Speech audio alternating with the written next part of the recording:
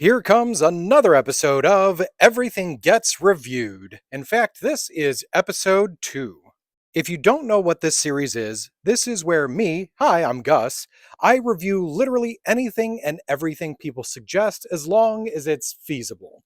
But I really mean just about everything, from rubber bands to panda bears to the color purple or even the wind. By the way, I'm always up for hearing new ideas of what I should review. I'm going to add all of them to this spinning wheel and then randomly choose whatever thing I'm going to review.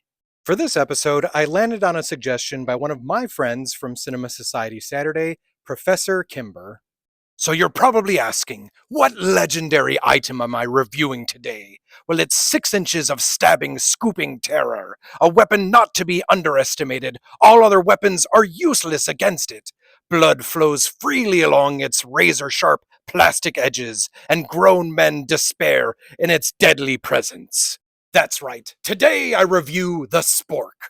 Something I'm adding into each of these reviews is a trivia question, and here's the one for today. The answer, by the way, will be at the end of this episode. Who was the first major restaurant to popularize the spork?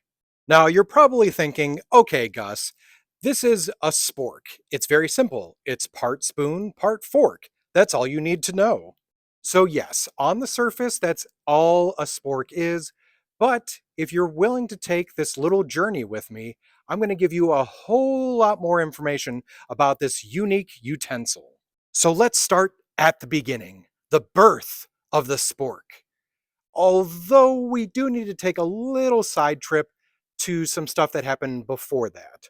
We travel back to 1874, before anyone really knew this weird word, the spork, where we did have a couple of things that were very similar, though. We have a terrapin fork, which was used for eating terrapin stew and other turtle meat dishes. We also had the ice cream fork, which was used for, well, eating ice cream with a fork. Something else would also occur in 1874 as Samuel W. Francis had a patent created for a combined spoon, fork, knife. Then in 1908, Harry L. McCoy would patent a cutting spoon. 1909, this is the first time that the word spork is introduced to the Century Dictionary. We move on to 1912, where Frank Emenegger has now created a spoon with a tinned edge. Then in 1951, Hyde W. Ballard of Westtown, Pennsylvania, trademarks Spork. By the way, a British company called Life Venture would actually trademark fork spoon. Now, a spork, like a hammer or a wrench, is still a tool, so there are still multiple different things out there that use the name spork. We then get to 1970, where the Van Brode Milling Company decides to patent the plastic version of the utensil. Now, there would continue to be all sorts of strange collaborations between these utensils, like splades, which is a spoon with a sharp cutting edge. In other parts of the world, they would also come up with some pretty interesting things, like this 2-part hinged item, which was made by the Finnish military. There is a Swedish designed spork made by the Light My Fire company that is a serrated fork and a spoon on the other end. The spork, by the way, that is usually rated best overall, mainly by outdoorsmen due to its durability and weight, are the Snow Peak titanium sporks. I randomly decided to look into what spork is the most expensive currently, and this is not including collector's items. And what I found was one for $125. Sporks, by the way, are most commonly used by fast food restaurants, schools, prisons, the military, airlines, and by backpackers. Nowadays, sporks are pretty common to find just about anywhere, but what they're made out of is not always common. You have stainless steel, silver, aluminum, titanium, copper, plastic, wood, bamboo, silicone, and probably multiple other things as well. The diversity, by the way, does not just stop with what it's made out of. They come in all sorts of different shapes and different sizes, multiple different colors, different needs and uses, from the really small to the really big. They can look average or unique. They can definitely be strange or really odd, or whatever the hell this thing is, and even sometimes not actually just a spork. A bit of a funny description that's been given to sporks is jack of all trades, master of none, mainly due to the fact that they're not great at being a spoon, they're not great at being a fork, but they do cut down on space. Strangely, though, even with it not being the most popular item for use, it has a strange popularity all its own. I mean, you can find clothes related to it, people get tattoos of them, people try to make giant versions of them, people even try to convert their snow shovel into one. In my own opinion, I do kind of feel like sporks are the bacon of the utensil world. Where bacon is just kind of loved by almost everybody and has this weird cult popularity to it. I kind of feel like that's how it is for the spork. It also continues to pop up in pop culture. For instance, in the movie Wall-E by Disney and Pixar, Wall-E struggles to categorize a spork. Also, speaking of Disney and Pixar, you have Forky from Toy Story 4, who is a spork but is called Forky. Sporks actually show up as a villain in VeggieTales' Lord of the Beans. In the Grim Adventures of Billy and Mandy, there's an episode called Go Spork, where there is a secret paramilitary organized response command group, or Spork, that work against evil con carne.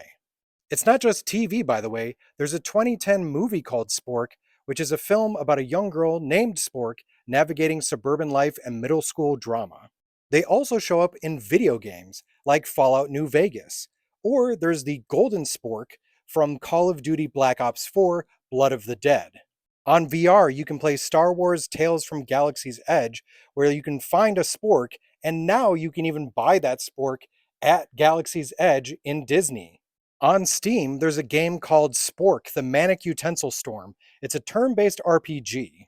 I also found a whole bunch of board games that involve sporks as well. Music also appears to not be safe from Spork Mania, as we have a band called the Luna Chicks that put out a song called Spork, which is a punk song all about sporks. There's a band called Dagon, that I believe is the correct way to say it, that did a song called Sporks that's an electric drum and bass track. The Blair Athol Patrol Jamborette has a folk or campfire song called the Spork Song. I also made the mistake of just looking up and seeing if there were any bands named Spork. And there is an astounding amount, so I'm not even going to mention all of them. Politics has even been affected because in 1995, Bill Clinton made a joke during his speech about the spork being the symbol of his administration. Here's a funny story for you. In 2008, in Anchorage, Alaska, a man attempted to commit an armed robbery. And you can probably guess, due to this video, yes, it was with a spork. While I was doing my research, I stumbled upon a word or term called sporking, which the first time that I found this, it was apparently in reference to mocking something. Then, as I did more research, I found a different version of the word sporking, and let's just say this one's a bit more NSFW. So we are nearing the end of our journey when it comes to the spork. As for my ranking on this item, I don't feel a particular need really to ever use a spork.